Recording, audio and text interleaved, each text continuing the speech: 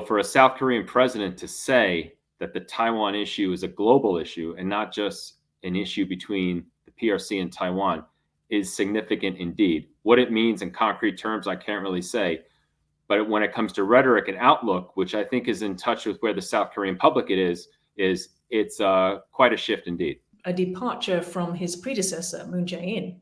And all South Korean presidents. No South Korean president has ever been really vocal on Taiwan. But I think there's such a resistance to the PRC in South Korea today.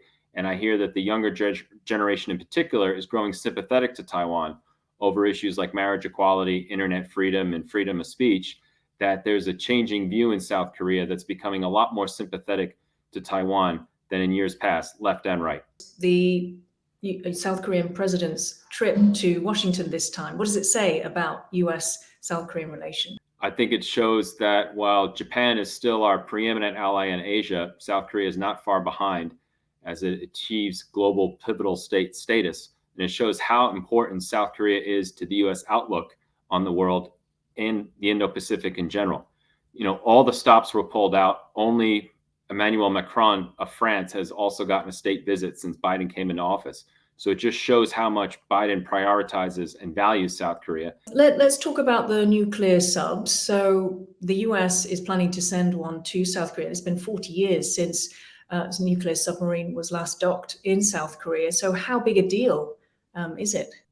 I think it's symbolically very significant. Again, we're not deploying nukes, which we took out in 1991 from South Korea. There's been a massive shift in South Korean public opinion in recent years. A majority of South Koreans, from what I hear, now want their own nukes and or the United States to redeploy some of our nukes there.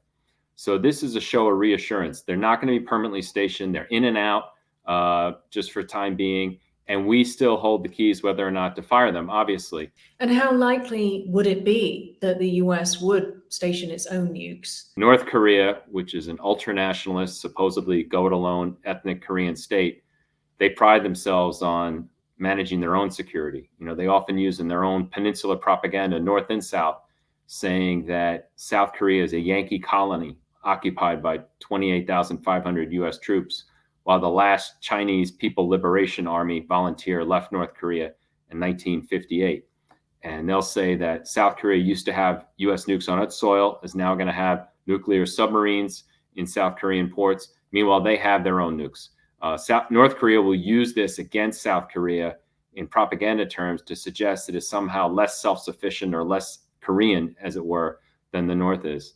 And we don't want to give North Korea any fuel for its fire to justify its nukes program any further. The fact is, South Korea is protected under the United States nuclear umbrella, and there's no need for us to put nukes back down there.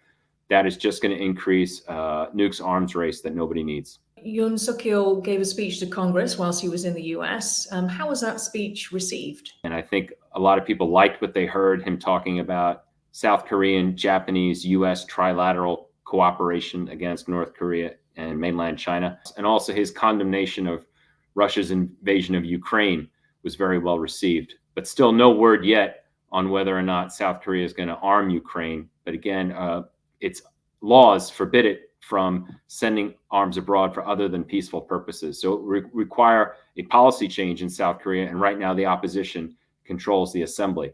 So until further notice, they're going to do things like backfill Polish military coffers as Poland supplies Ukraine. But unless there's a major policy shift in South Korea, made all the more difficult by these allegations that we've been pressuring them behind the scenes on it, I don't expect South Korea to be arming Ukraine directly. There is a small issue, though, of when Nancy Pelosi, the former House Speaker, visited South Korea after visiting Taiwan, Yoon Suk-yeol did not see her. So does that throw any doubt on this trilateral security partnership?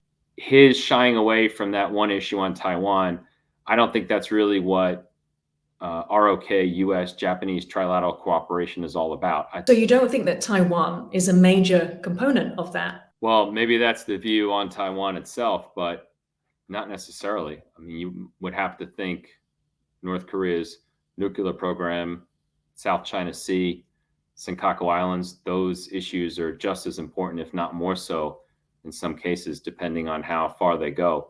And I've never expected South Korea to get involved in a Taiwan contingency. And even if our troops wanted to go from South Korea to Taiwan in the case of a PRC attack, that could leave South Korea vulnerable to an attack from the north.